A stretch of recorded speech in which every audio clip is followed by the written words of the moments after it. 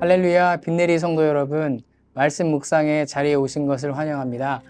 오늘 이 아침에 우리가 함께 묵상할 말씀은 잠언 29장 13절입니다. 가난한 자와 포악한 자가 섞여 살거니와 여호와께서는 그 모두의 눈에 빛을 주시느니라. 아멘. 상식이라는 단어가 있습니다. 그 뜻은 구성원들이 공유하는 당연히 여기는 가치관입니다.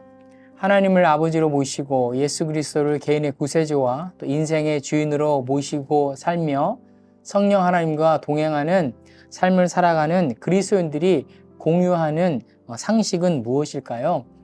여러 가지 상식들이 있겠지만 그 중에 가장 상위에 위치한 그런 상식은 사람은 의지할 대상이 아니라 오직 하나님만이 의지할 대상이다라는 것입니다. 만약에 이 상식의 순서가 뒤바뀐다면 우리는 삶에 있어서 큰 혼란과 어려움을 겪을 수밖에 없습니다. 그러나 안타깝게도 많은 사람들이 하나님을 의지할 대상이 아니라 내 친구가, 내 동료가, 선배가 또는 내 가족이 내 자신만이 의지할 대상이다 라고 말을 하며 그 생각을 믿고 살아갑니다. 성도 여러분은 무엇을 의지하며 살아가고 계십니까? 오늘 생명의 삶 전체 본문은 29장 1절부터 14절인데요. 이 말씀을 잘 이해하기 위해서는 이 말씀이 쓰여진 그 시기에 대한 그 백그라운드를 이해하는 것이 필요합니다. 29장은 솔로몬의 제2의 잠언이라고 불립니다. 그 말씀의 뜻은 솔로몬 시대에 쓰여진 그 글을, 잠언 말씀들을 히스기야라는 왕 때에 그 신하들이 다시 재편집했다는 것입니다. 히스기야 왕은 역사에서 선한 왕으로 평가받는 왕입니다. 그는 하나님을 사랑했고 하나님 말씀 안에서 살기 위해서 애썼고 율법을 지키려고 애썼고 개혁을 열심히 했던 왕입니다. 그러나 그가 통치했던 그 시기는 국제적으로 굉장히 험난했던 시기였습니다. 북이스라엘을 멸망시키고 남유다를 위협하는 아수르라는 나라가 끊임없이 그들을 괴롭혔고요. 그리고 히스기야 왕 자신도 중병에 걸려서 죽을 위기에 처하게 됐다는 것입니다. 그러니까 나라 안팎으로 힘든 그런 시간들이 계속되는 그런 시대였다는 것이죠. 이것은 다른 말로 하면 대내적으로 그들이 의지할 수 있는 것이 하나도 없었다는 의미이기도 합니다. 성도 여러분, 우리도 살다 보면 우리 집안 대내외적으로 내 자신뿐만 아니라 또 밖으로 정말 의지할 수 있는 것이 없을 때가 있습니다. 의지할 사람도 없고요. 기댈 언덕도 없습니다. 좀 뭐라도 하나가 있어야 내가 좀 숨을 쉴 텐데 주위를 둘러보니 나를 도와줄 사람이 하나도 없다는 것. 그래서 좌절하고 낙담할 때가 가끔씩 찾아오지 않습니까? 성도 여러분이 이런 때에 어떻게 하시겠습니까?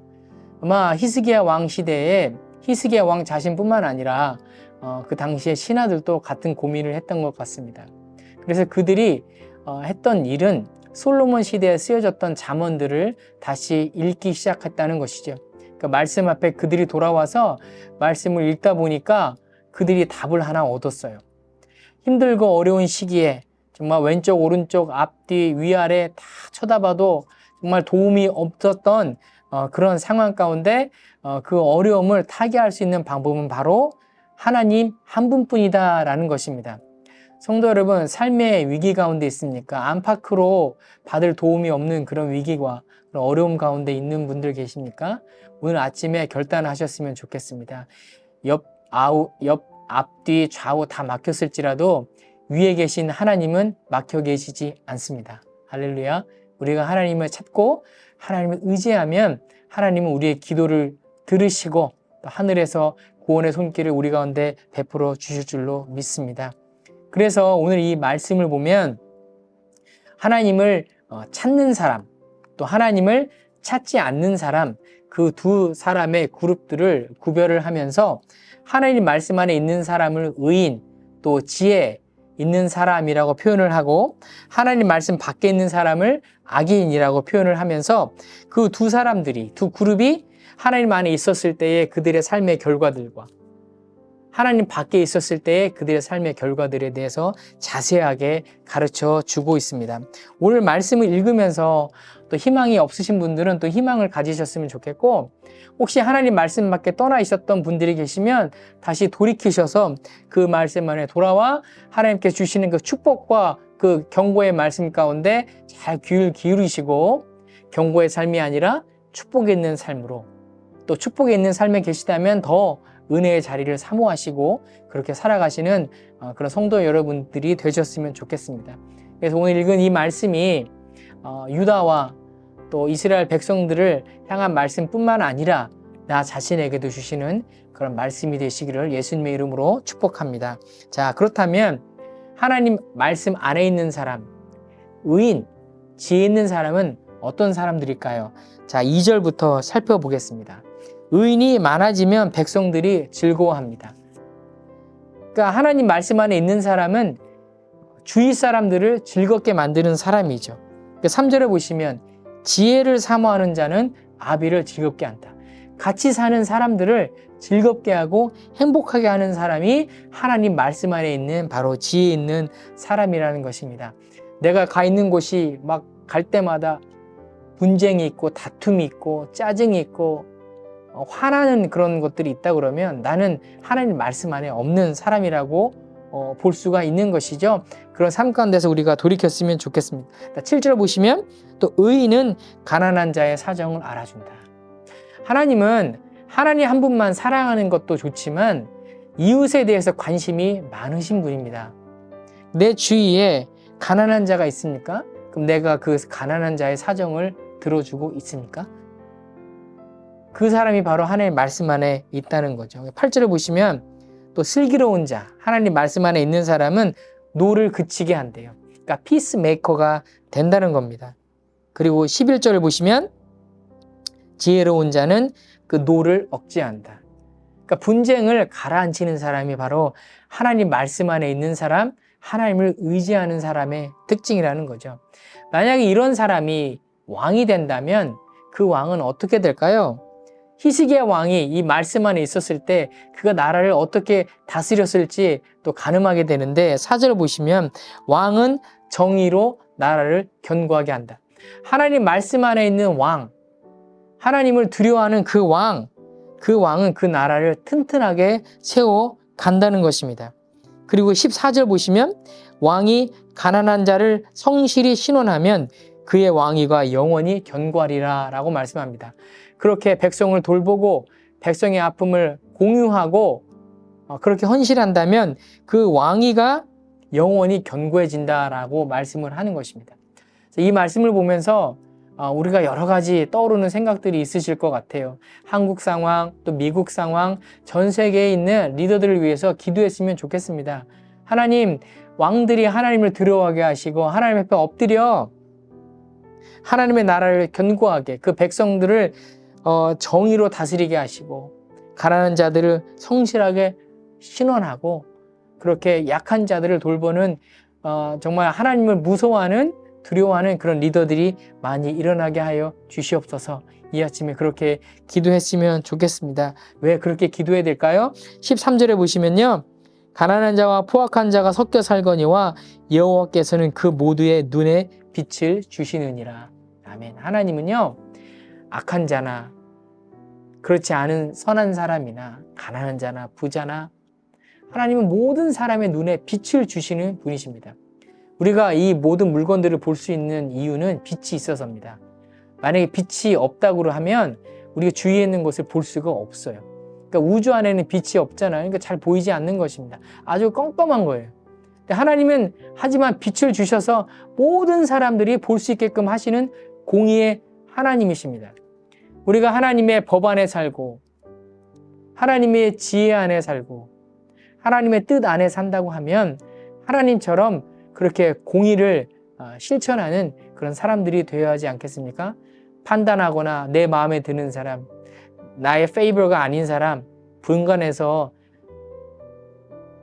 사랑으로 대하고 이렇게 때로는 우리가 어뷰즈할 때도 있고 또 무시할 때도 있는데 그런 삶이 아니라 하나님 안에서 모든 사람들을 세우고 사랑하고 그렇게 회복시키는 은혜가 있으시기를 예수님의 이름으로 축복합니다. 자, 반대로 악인, 하나님 밖에 있는 사람의 모습은 어떻습니까? 자, 1절부터 시작합니다. 자, 목이 곧은 사람입니다. 자, 자주 책망을 받으면서도 목이 곧대요. 이 말은 무엇입니까? 내 주장이 강하죠. 그리고 교만한 것입니다. 그 사람을 돕기 위해서 충고를 해주는데 그 소리가 안 들린다는 거예요. 결국은 그 사람은 패망을 당한다라고 1절에서 말씀합니다. 또 2절 보니까 악인의 권세를 잡으면 백성이 탄식한다. 자기뿐만 아니라 자기가 갖고 있는 힘을 갖고 백성들을 괴롭혀서 백성들을 고통 가운데 끌어간다는 것입니다. 3절 보면 창기와 사귀는 자, 이 사람은 하나님 가운데서 떠나 있는 사람이죠. 이 악한 사람은 재물을 잃어요. 창기와 사귄다. 저는 이게 꽃뱀처럼 생각이 됐어요. 꽃뱀한테 사로잡혀가지고 넋을 잃어서 돈을 그렇게 한 푼, 두 푼 주다가 돈이 녹아버리는, 망하는 그런 인생을 사는 거예요. 그러니까 무엇이 중요한지 무엇이 안 중요한지도 모르고 향락과 쾌락에 빠져서 그렇게 돈을 잃어버리는 사람. 그 돈 갖고 가난한 사람들 세우면 얼마나 좋겠습니까? 자, 5절 보시면 이웃에게 아첨한다. 결국은 이런 사람은 하나님을 의지하지 않기 때문에 이웃에게 아첨을 하는 것입니다. 그래서 마치 그의 발 앞에 그물을 치는 것처럼 자신뿐만 아니라 아첨을 당한 사람한테 그물을 쳐서 그 사람이 공경에 빠지는 일을 만든다는 것입니다. 또 6절 보니까 범죄하는 것이 스스로 올무가 되게 하는 것이나, 자신들이 하는 짓이 무엇인지도 모르고 그 범죄를 저지르다 보니까 자신들이 그 올무에 결국은 붙잡히는 그런 삶을 살게 된다는 것이죠. 자, 7절에 보니까 악한 자는 가난한 자의 사정을 또 알아주지 않는데요. 목이 곧은데 어떻게 가난한 사람, 약한 사람의 사정을 볼 수가 있겠습니까? 자, 8절에 보면 거만한 자는 성읍을 요란하게 한다. 이 악한 사람은, 죄인은 그 성읍을 아주 시끄럽게 만드는 거예요. 자기가 살고 있는 공동체를, 피스를 가져오는 게 아니라 그 war maker, wrath maker, 분노와 저주를 만드는 그런 삶을 산다는 것입니다. 9절 보면은 지혜로운 자와 미련한 자가 다투면 지혜로운 자가 노하든지 웃든지 그의 다툼은 그침이 없다. 영어의 9절 영어로 보면 there is no peace. 피스가 없는 삶을 사는 겁니다. 11절 보니까 어리석은 자는 자기의 노를 다 드러낸다. 화를 막 다 내는 거예요. 끊임없이. 12절 보면 관원이 거짓말을 들으면 그의 하인들은 다 악하게 된다. 그러니까 관원은 바르게 판단을 해야 될 거 아닙니까? 가난하든 부자든 약하든 강하든 상관없이 곱게 판단을 해야 되는데, 이런 악한 관원은 굽게 판단하는 거예요. 하나님을 두려워하지 않고 하나님의 말씀 밖에 있기 때문에 모든 것을 굽게 판단해버리는, 그래서 자신뿐만 아니라 자신이 같이 일하는 그 코워커들까지 다 악하게 만들어버리는 사람이라는 것입니다. 자, 그러면 이런 사람이 왕이 되면 어떤 일이 일어날까요? 4절 보니까 뇌물을 억지로 내게 하는 자는 나라를 멸망시킨다. 아까 봤던 선한 왕은 나라를 견고하게 하지만, 이 악한 왕은 뇌물 받아먹고 돈 받아먹고 자기 가족들만 위하고 그런 일들을 하기 때문에 결국은 그 나라를 멸망시키는 그 상황 가운데 몰고 간다고 오늘 성경은 말하고 있습니다. 성도 여러분, 무섭지 않습니까? 자, 오늘 히스기야 왕 시대의 신하들이 히스기야 왕의 모습도 봤었고, 또 그들이 멸망해가는 나라, 위기에 있는 그 나라들의 모습을 보면서 우리가 하나님만 의지해야 되는구나. 그러면 하나님만을 의지하는 우리는 어떻게 살아야 하지? 라는 질문에 대한 그런 답들을 1절부터 14절까지 쭉 기록하고 있습니다. 다시 한번 깊이 묵상을 하시면서 오늘 제가 살펴봤던 지혜가 있는 사람, 의인의 삶, 그 말씀 9절이 우리 삶 가운데 그대로 임하기를 소원하고, 공의 하나님이셨던 것처럼 우리도 공의롭게 하나님을 사랑하고 또 이웃을 사랑하고 그렇게 섬겨가는 그런 하루가 되시기를 예수님의 이름으로 축복합니다. 다 함께 기도하시겠습니다. 여호와는 나의 목자시니 내게 부족함이 없으리로다. 그가 나를 푸른 풀밭에 누이시며 쉴 만한 물가로 인도하시는도다. 아멘. 천지의 창조자 되시고 만물을 주관하시는 하나님 아버지께 모든 영광과 경배를 드립니다.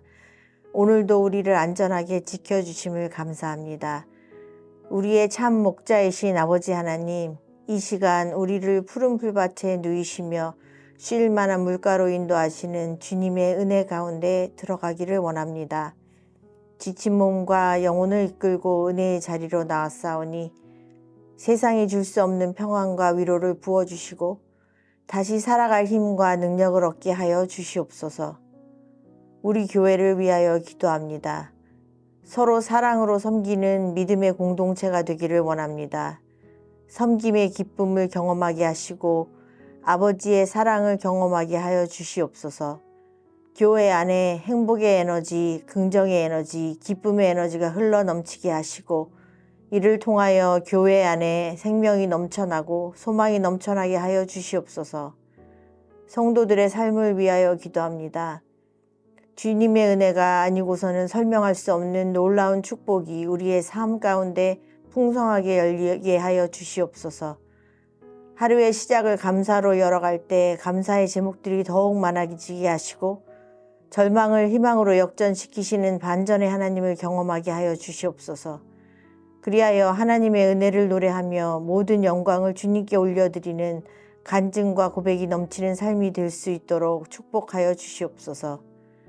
다음 세대를 위해 기도합니다. 부모 세대보다 더 훌륭한 믿음의 자녀로 자라게 하시고 타협하지 않는 신앙, 더 견고한 신앙으로 세워질 수 있도록 축복하여 주시옵소서. 또한 교회에서나 세상에서나 인정받는 리더로 쓰임받게 하시고 다니엘처럼 순수하게 하나님을 바라보게 하시고 오직 하나님을 영화롭게 하는 믿음을 소유하게 하여 주시옵소서. 우리가 어떤 상황에서도 주님을 신뢰하며 어떤 어려움 가운데에서도 가장 좋은 길로 인도하시는 하나님을 바라보게 하여 주시옵소서. 우리의 시선이 문제를 향하지 않게 하시고 그 문제보다 크신 하나님을 바라봄으로써 믿음으로 승리하는 우리 모두가 되게 하여 주시옵소서.